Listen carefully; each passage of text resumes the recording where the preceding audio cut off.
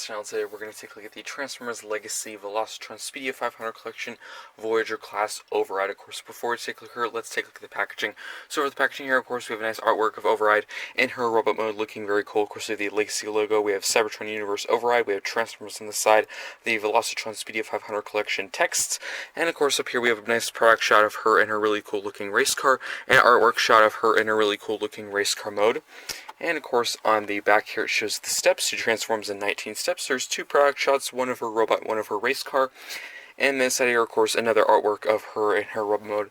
And that is pretty much it for the packaging. Let's now get here. We have Override in her really cool looking Cybertronian race car mode. Let's take a look at the details, starting at the very front with this really nice glossy red and white for the sides of the car, with some black at the front, with some blue for the headlights and some red and black there. I really do like how they're angled. That actually looks super cool. We have some nice transparent red plastic for the windscreen, or of course the cockpit, with some blue for that diamond section and some gold highlights. We actually do have the robot mode there, which is actually accurate to the Cybertron show, and of course the original toy, which I don't have, but I'm actually very content with this figure right here. We do have the wheels on the side, which look very good, but unfortunately there's this really ugly silver pen there. I know some people aren't bothered, some people are. That kind of bothers me. I kind of wish maybe they had painted over that or covered it a better way, because that looks kind of ugly in my opinion, but it's a very minor complaint for an overall really good figure. Of course, you actually do have this whole booster engine block section back there, which actually looks really good. You can plug some blaster pieces into there, which looks super cool. We have these big fin pieces, which you can angle at your pleasure. I typically have them like this, and I think that looks really good. With the back wheels here done, of course, in the same detail with some white and red, and you can actually probably say these are more boosters or the backlights maybe, or something like that, which overall looks very nice. Overall, I think it looks super cool. Really like this futuristic Cybertronian car, and I actually really hope they continue making more Cybertron toys in this Legacy line, of course, also in the Velocitron line. Let's now get into, of course, some vehicle mode comparisons. I am skipping over the weapon because it actually already is a part of the vehicle. It is this big piece right here, which you can separate, and I'll show that a little bit later in this review. So for vehicle mode comparison, I'm actually not going to do any Legacy ones. I'm going to do some old Cybertron figures. So here she is with Ransack and Dirt Boss, and I will bring out Crumble Zone in just a sec for comparison. Unfortunately, I cannot fit all four at the exact same time. They won't fit in frame. But if you watch the Cybertron show, you know these two Decepticons were actually commonly put in the same episode as her. If you watch this show, there was several episodes where there was a race, and if you won the race, you could get the Cyber Planet Key, and of course they needed that. Was the main objective of the show. And of course, oftentimes these three Decepticons, of course Crumble Zone included, try to stop the Autobots from getting the key. So I think they look pretty cool in nature. So I actually always really liked Ransack's motorcycle. It actually looks super cool, and I really do hope they maybe make modern versions of Dirt Boss, Ransack, and Crumble Zone, and more. I'd be really open to seeing that. I think they did a really good job keeping that blocky, futuristic feel with Override, of course, which was present on the original Cybertron toys. And yeah, I think they look pretty cool next to each other. Let's take these off to the side and get one last vehicle mode comparison. Here she is with Crumble Zone, another really big futuristic race car, which looks super cool. And of course, this modern day Override does not have the spring feature like these older Cybertron toys do, which I know bothers some people. Personally, me, I could go without the spring feature. I know some people really like it. It's cool in my opinion. I do like it, but I am perfectly content without it.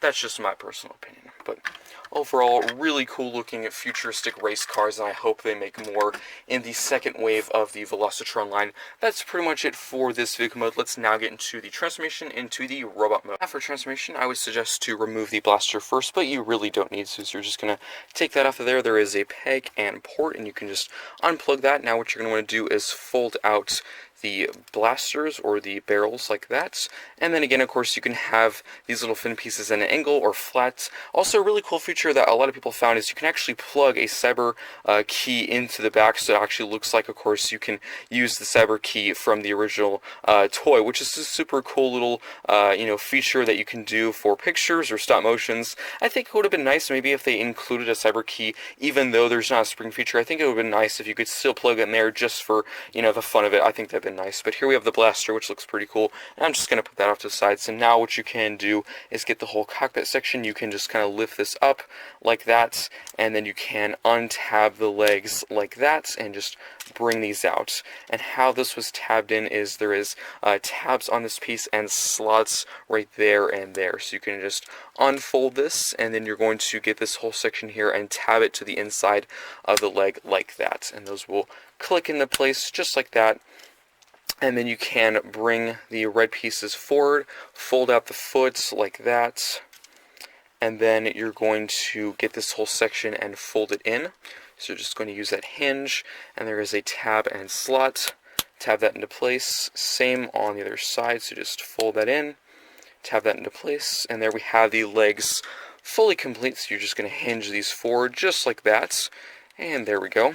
And we can just stand that up. I'll raise the camera so you can see what I'm doing. Now we can go to the back here. You can unpeg the arms.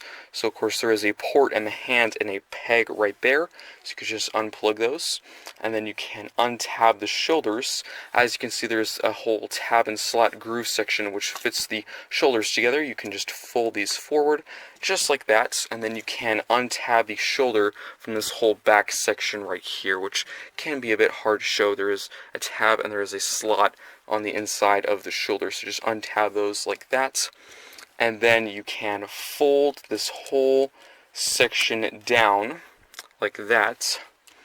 And then there is several points where you're going to tab things into place, but you can bring that whole cockpit section down like that.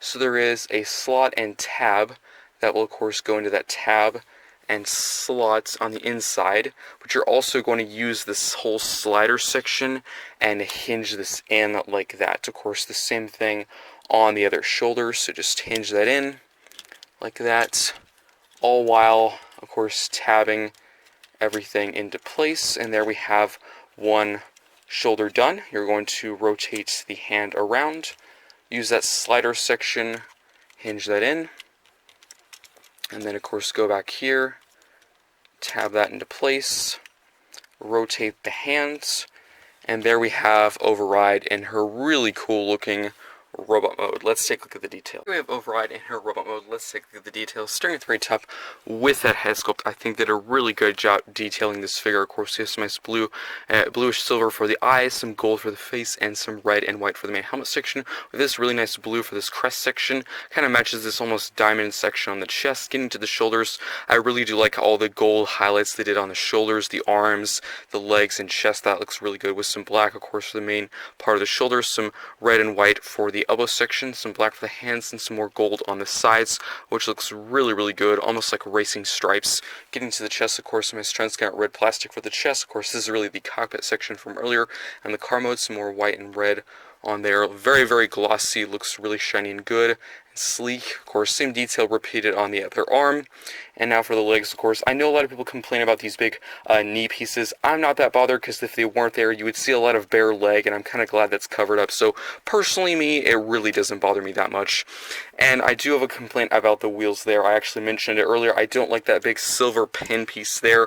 That looks very ugly to me. I like the whole wheel design with the gold and the red. That actually looks really, really nice. I'm glad it's not mushroom peg, but yeah, the silver, it's not doing it for me. I'm not really sure if that was a personal design choice. They wanted silver there, but I really wish maybe they had done a different method of keeping the wheel in that place. Maybe they could have painted the pin. I'm not really sure, but to me, that looks kind of ugly, but it's a very small complaint. Now for the feet, of course, really just done in black, and I really do like all the angles at the legs. They're very interesting angles for the legs, but actually looks super, super cool. And on the back, overall, very, very clean, really no kibble whatsoever. There is a bit of waffling and gaps there. That looks a bit ugly, but it doesn't bother me that much. But overall, detail-wise, very accurate to the show and the original toy. I think they did a really, really good job with it. Let's now get down to, of course, articulation. So the head is on a ball joint, so it can just rotate all the way around. It's actually a very stiff one. It can look a little bit up, a little bit down. The arm is on a swivel, of course, so you can rotate that all the way around. The arm can move out and in. Swivel at the bicep, elbow bends, wrist rotation. So unfortunately, because of this big back pip piece, which is really unmovable, the waist can really just kind of rock back and forth. That's really it. There is no full rotation, which is unfortunate. The leg can kick that far out, that far forward, that far back, and of course a knee bend, a swivel, and an ankle pivot, which I think they could have done a better ankle pivot. This section here kind of blocks it because, of course, again, the leg is at a very weird angle and sculpt, so it kind of does block it, but I think they could have done that a little bit better. Considering we did lose waist rotation, I think they could have done a better ankle pivot just to kind of throw us a bone, but overall, pretty good articulation for a Voyager class size figure. Can be a bit of a pain to stand sometimes straight, but let's now get down to, of course, the accessories. So another complaint of mine is I think this figure could have come with another accessory. As I mentioned earlier, you can plug any of your old Cyberplanet keys or Cyber keys into the back to look like it is an actual spring, working weapon, which of course it isn't. It's really just to give the illusion. I think this could have come with a Cyberplanet key just for, kicks, just for fun, even though it's not a spring-loaded weapon. I think they could have done that because, of course, the other Voyager in this Wave 1 was Road Hauler, and that figure comes with 3 accessories, of course. That is just a repaint remold, but this is a brand new mold. So I think one accessory for a brand new Voyager mold, I think they could have definitely given her 2 or at least maybe even 3, but you can just plug, of course, the port and peg like that into her hands, just like that. And that does look cool, but I can't, of course, ignore the fact that it only comes with 1, when a repaint comes with 2 more. That's just, of course, my opinion. As a lone Voyager, I think it's a good figure, but compared to other Voyagers from previous lines, I think it could have come with more, but that's just my personal opinion. I know it might have been challenging to think of an accessory to give her, because, of course, that was really her signature weapon in the show. It was this blaster or a cyber key, so, of course, no spring-loaded features, so maybe they didn't want to give a key that doesn't even do anything. That could be the case, but honestly, I wouldn't have minded that they included a key, but it doesn't do anything. I think that would have been kind of cool, of a nostalgic little thing to do, but overall, I think it looks pretty cool with the blaster, and if you wanted to, you could actually fold it back up and put it on her back if you do not want her to hold the blaster. If it's a little bit big, I know people have complained about the proportion of the gun. It does seem a little bit big to me sometimes from certain angles, but overall I think that looks very, very cool in her hands. Let's now get into some quick comparisons. We're going to start off with some old Cybertron toys, and then we'll move into some modern day Legacy Velocitron figures. So here she is with Crumble Zone. Of course, as you can see, very big and bulky and chunky. I'm going to zoom out a little bit. There we go. And as you can see, I think they did, again, a really good job keeping that kind of boxy, futuristic feel with the Velocitron Override, and I really do hope they keep remaking some of them, like Crumble Zone. I think that'd be pretty cool to see, or Dirt Boss or Ransack. I think that'd be really cool to see. Let's move him off to the side. I do have some other Cybertron toys, so if they do make any more in the future, I will bring some of them out and do some more comparisons. I just thought to bring out some that are most, related to this character from the show. But here, Dirt Boss, and last but not least, small little Ransack, and yeah. That's pretty much it for the, of course, older figure comparisons. Let's now get into some Legacy Velocitron. For some modern-day Legacy Velocitron comparisons, here is Override with, of course, her Voyager mate, Road Hauler, which, of course, review is coming soon over on the channel, or, of course, it could be on the channel right now, so make sure you go check that out after this review that you're watching.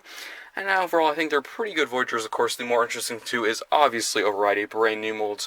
But as I said before, I think she could have come with more accessories. It just seems kind of silly that a repaint, slight retool, of course, with the head comes with more accessories than a brand new mold.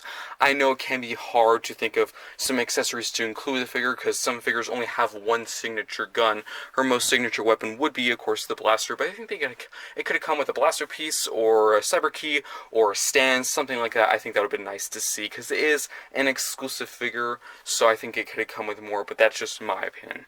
And now for one final comparison, here she is with Cosmos. and I think they look pretty cool next to each other. Definitely, I would say my favorite two of the line. And let me know in the comment section down below, what is your favorite two of Wave 1? Of course, there is 5 Deluxes, 2 Voyagers, and 1 Leader. I do have Scourge coming very soon. Unfortunately, he was delayed. He says October 1st. Hopefully, he'll come sooner than that. But, of course, as soon as I get him, I will do the review as soon as possible. Make sure you stay tuned for that, of course, over on the channel. That's pretty much it for the comparisons. Let's now get into the final thoughts for the Transformers Legacy Velocitron. Now for the final thoughts for the Transformers Legacy Velocitron Speedia 500 Collection Voyager class Override. I think they did a really good job with this figure. Starting in the race car mode, I really do like all the gold and the very glossy red and white paint and plastic on it. I think it actually looks really good. Of course, you can actually see the robot mode head in the vehicle mode. It's actually, of course, very accurate and nostalgic to the original Cybertron show and toy. It's kind of odd. I know some people don't like it, but it actually looks kind of cool in my opinion. And you can store the accessory, of course, on the car, and it's actually super cool how they incorporate it. It's almost like you can actually barely tell there's an accessory there. It actually looks very cohesive, like it's one piece and it cannot be removed. And some people might think that's a bad thing. I actually kind of like it. I know some people wish you could actually flip the blasters forward, so it could be so she could have blasters flipping forward and firing at the front of the car. I kind of wish that was a feature too, but I really don't know how they would be able to do that. It is nice you can actually plug plasma pieces into the barrels of the blaster in the race car mode, so you can actually have her blasting off in a race car mode, which is a super cool feature. You can also get a cyber key from your old Cybertron toys if you still have any. You can actually plug them into the blaster. It doesn't do anything, but it's still kind of a nice little feature, or a playability feature that you can do if you want. I kind of wish this figure came with more accessories, because as I said before, just reinstating, Road Hauler, he comes with 3. Yes, he is a repaint retool, but this is a brand new mold and it's an exclusive figure, so I kind of wish maybe this came with I don't know, a blaster and a Cyber Planet key, or a blaster piece, something. I think that would have been cool if they could do that, but I know it can be hard because some figures only have really one signature weapon and that's it, so it is kind of hard to think of something else, but I really do kind of wish it came with something else. But overall, I think it's a really cool looking race car. It can actually roll very well. Another complaint I would say is I kind of wish they had been able to cover up the pins on the wheels. They look kind of ugly in the race car mode and the robot mode, because you can actually obviously see them at the front of the robot. So kind of ugly. I'm not sure if they would be able to paint over them or plug in the wheels a different way. I'm not really sure. I, of course, definitely prefer this over Mushroom Peg, but I think they could have done a little bit better with that. A minor complaint. Of course, getting down to transformation is actually pretty straightforward. There is actually some interesting engineering. There's actually a slider system for the shoulder, which is a pretty cool thing to see. I haven't seen that in a while. So definitely it's interesting. I wouldn't say complex or hard by any means. It's actually very simple. So overall, a very enjoyable transformation both ways. Getting down to robot mode, I actually really do like all the gold highlights on the figure, and the blaster in her hand looks super cool and very accurate to the show. Love the head sculpt. They did a really good job with that. As I said before, of course, the wheels could have done a little bit better job at that. Articulation, pretty good. Unfortunately, there's 2 areas I think they could have improved. One of them would be very hard, of course. That's really just down to the molds. Unfortunately, the waist rotation is extremely limited because of the little back plate, which, of course, that is really a part of the figure. Kind of has to be there. That's really a part of the car mode, so I'm not really sure how they could have changed that and improved that. A minor complaint. Another thing I think they could have definitely changed is the ankle pivot. I think that was really just down to kind of being lazy or budget cuts, because really what's stopping it is the leg design. I think if they had a little bit more room, or made the leg a little bit bigger, I think there could have been more room to have a better ankle tilt, because it's actually very, very limited. The waist rotation, that's a hard thing to fix. This, I think they definitely could have changed before putting this into production, but overall, I think it's a pretty good figure. Highly recommend.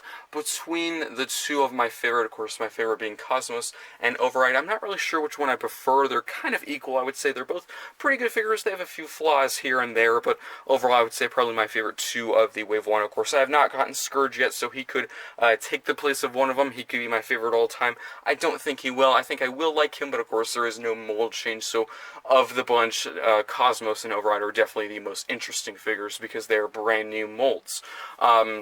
Let me know what you think of this figure in the comment section below. Hope you enjoyed this review, of course. Road Hauler is coming very soon, or it could be on the channel right now. I'm not really sure in which order I will be posting these, but let me know what you think of these figures in the comment section down below, and that's pretty much it for this review, so I'll